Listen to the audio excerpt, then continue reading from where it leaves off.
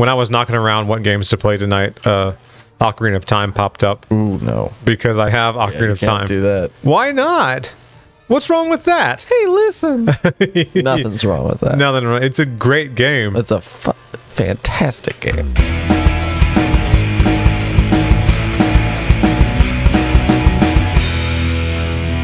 All right, we're back, Tiny Tina.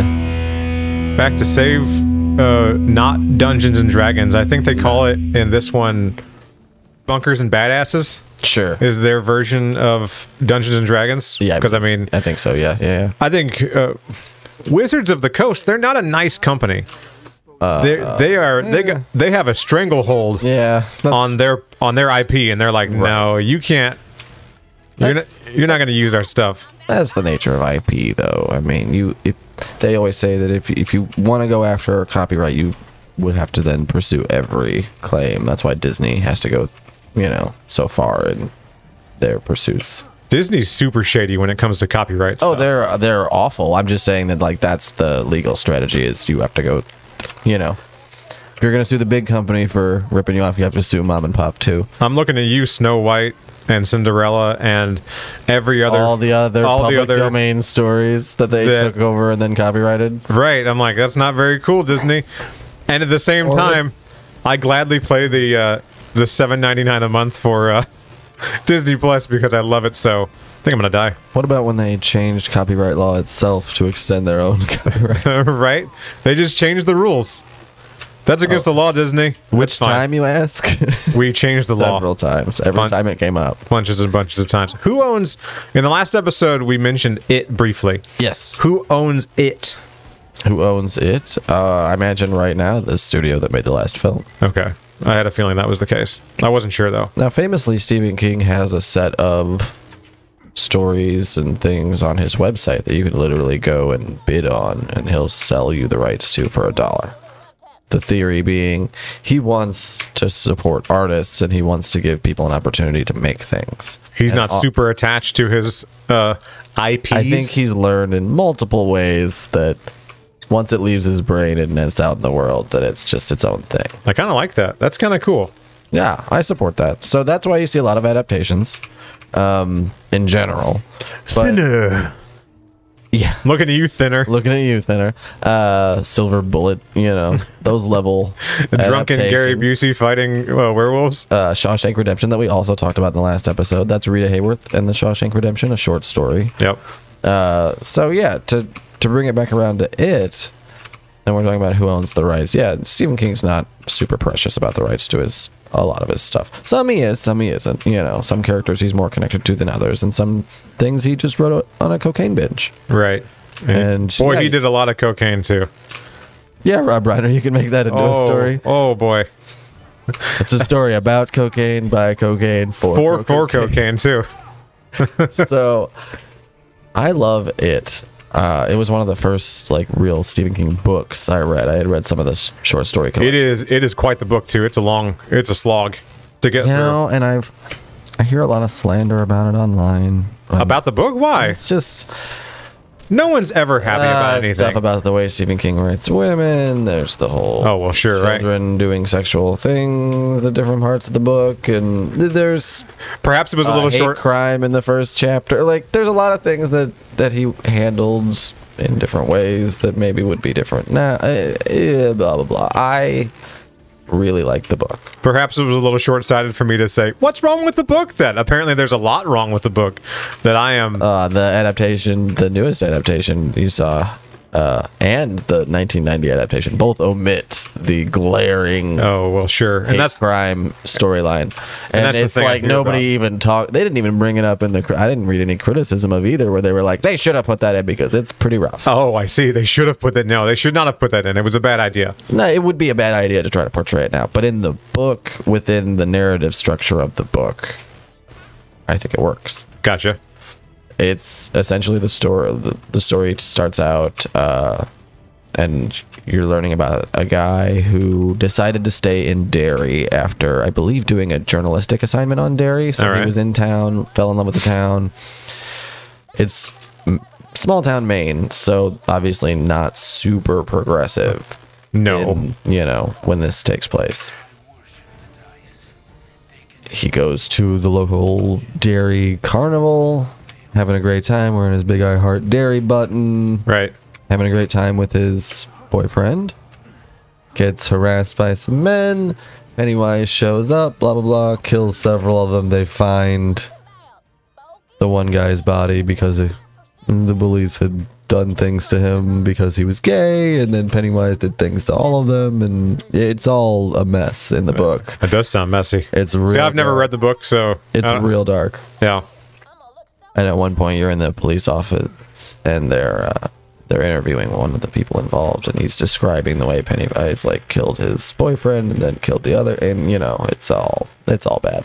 I know that one scene in the second chapter of the new It, the very first scene, the gay couple getting bullied by the dairy locals and things like that, and you think like, oh, they're gonna get their comeuppance. Nope. Well, and nope. like I said, within the narrative structure, yeah, it serves to show the town of Derry really is enveloped by an evil. Right. There's an evil that makes the townspeople turn a blind eye to child abuse and spousal abuse and violence, and to make them not investigate all these obviously connected incidents. Right. And that extends to like there's bad stuff going on here, and we're just ignoring it. Yeah, the accentuation of bad in people themselves. You know, those bullies feeling empowered were a lot like Henry Bauer, you know, carving into the fat kid in class. Right. It's that same evil impulse. So I think it's explored well within the context of the book. If you're gonna, even a 2-part movie, 2-part TV movie, 2-part in theater movie, I don't care. You still gotta cut down for clarity. Sure. And really focus on how are we gonna put the entirety of these kids' relationships spanning, 30 years in a book. Do 2 separate timelines, the whole works, while also portraying a cosmic evil that has existed, for thousands of years and came to this planet and happened to crash underneath Derry, basically. Right, and that's all it was. Is it is there because it kind of landed there. And spoiler alert: the world, is on the back of a giant turtle. And that turtle, I wanted that to be in the movie so bad. I love the idea of the giant turtle. I would have settled for a nod to it, something, anything, just a mention of just like, oh, you wouldn't believe some of the stuff I've come across in my research about this. Blah, and blah, there's just happens to be like a picture of a turtle. I'd be like, oh, they did it. That's all I'm asking. I just want some kind of like vague reference to Discworld. Well, all right. Here's the thing. Also, I think when you start getting into that part of King's writing, it becomes pretty glaringly obvious how influenced by Lovecraft he was. He starts getting into the cosmic stuff, right? And you don't need it to make a good movie that's about kids, that's about friendship, that's about childhood, that's about fear. There's plenty in this book without going to Cosmic Turtle. Right, but the Cosmic Turtle is still there. Also, IMAX theaters exist, and we need to use that to our advantage by filming turtles. There's a shadow there's a pixie following me around, granting me buffs and things like that. I see that, yes. And I forgot she was there, and I saw a shadow to my left. You can kind of see her shadow on the screen, kind of running around. Was coming up behind me to the left. I'm like, who is that? That's terrifying. Oh, it's the pixie following me around, giving me a book. Hey, listen. Kill Navi. Navi. You gots to die. Kill Navi. When I was knocking around what games to play tonight, Ocarina of Time popped up. Ooh, no. Because I have Ocarina of Time. Do that. Why not? What's wrong with that? Hey, listen. Nothing's wrong with that. Nothing wrong. It's a great game. It's a fantastic game. A lot of like newer Zelda fans, they're always pointing out how Ocarina of Time isn't that great. And I go, it came out 23 years ago. Of course, it's aged a little bit. Yeah, lay it down, James. There's some other stuff that has come out that's, I would say, objectively is a better Zelda game, but none nearly as important as Ocarina of Time. Progress. You know what I mean? That's how it works. Better. Like, I think A Link to the Past is the best Zelda game. The one on Super Nintendo. I don't think it's the deepest or most involved Zelda game, but I do think it's my favorite, and that's all that really matters to me. I like several Zelda games, and I like talking about them in terms like you just said. Like, there are better games, there are games that I like for certain systems better than others, and like there's so many ways to slice it that There's place for every Zelda game. You talk about a Zelda game that is aging quickly, and I hate to say this because I love it. Don't say it. I'm gonna say it. Don't say it. I'm gonna say it. Is Breath of the Wild. No, you said it. I did. I said it. That's the thing. All right, he's a naughty boy. All right, defend yourself. I'm going to try to anyway. I don't want to have to turn off the comments for this video, so yeah. I was watching a YouTube video by a YouTuber by the name of Iron Pineapple yesterday. Sure, why not? Shout out to Iron Pineapple. Oh, he's incredible. He doesn't need a shout out. He's doing all right. Yeah, he's doing just fine. He's doing okay. We're helping him out. And he was talking about how he got to do some kind of network test with Elden Ring, which is the new game coming out from Software, the Dark Souls people. Yeah. Which we will be playing on the show when the game comes out. Because absolutely. I cannot wait. We'll probably do a whole run-up of past Dark Souls games to get ready for it. Yeah, it'll be a big deal. It's going to be a whole thing. So Elden Ring is basically Dark Souls 4 open world. Nice. And you got to be careful with open world games. Absolutely. Because whenever open world was kind of becoming a thing, I would say 2006, 2007, around where Oblivion came out, they were always saying things like, my game's the size of Texas. That became such a pissing contest of how many square miles does your game cover? It's like, some of the best games I've ever played cover like a 2-block radius. Right. And I'm like, I'm a grown man with a job. I don't have time to play a game for 90 hours. I don't think you should pad your game with just needless expanse either. It's like, yeah, you have 50,000 square miles in your game. A third of it's ocean, and the rest of it's one city with some outposts with vast nothingness between. That doesn't mean you have an awesome game. Right. And here's my thing about what you just said. Needless expanse. There is tons of needless expanse in Breath of the Wild. I don't agree with needless, but there's tons of expanse. Let me explain myself. I think you mispronounced the word gorgeous. Gorgeous. I was about to say, this game looks incredible. So even though it feels like, all right, so this is pointless, we didn't really need this. And I say, anytime that Hayao Miyazaki piano thing kicks in, whenever you go over the top of a ridge to see some wonderful, magical new land, okay, so it was the Lord of all horses. Right. And it's like, all right, so maybe this was necessary because it invokes this feeling of warmth. It sets the stage for this to happen. Yeah, this moment. When you find that Zelda's horse. Would you say that it's a whole... Before we talk about Zelda's horse, would you...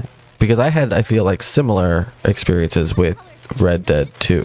Okay, see, I didn't play that. When you ride your horse and you're going across, these rolling hills, and you're really, there's a variety of landscapes, obviously, but there are those moments where you're like, oh, it's twilight now, or it's dawn, right. Or this night is exceptionally clear. I'm glad you didn't stop at, oh, it's twilight now, and then vampires come out of nowhere. Right.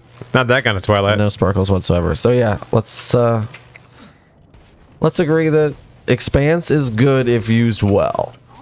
So Iron Pineapple was talking about the expanse in the Elden Ring network test, and this is a demo, but it's about 8 hours worth of a demo. Oh, wow, yeah. Okay. And I said, I got to get me, how do you get a network test? And I go, oh, you need to be a YouTuber with like 9 million subscribers. Yeah, it doesn't hurt. And that's how you get the in. Hey, we're getting there. We're building that wall. Baby, I'm brick at a time. Doing the best I can.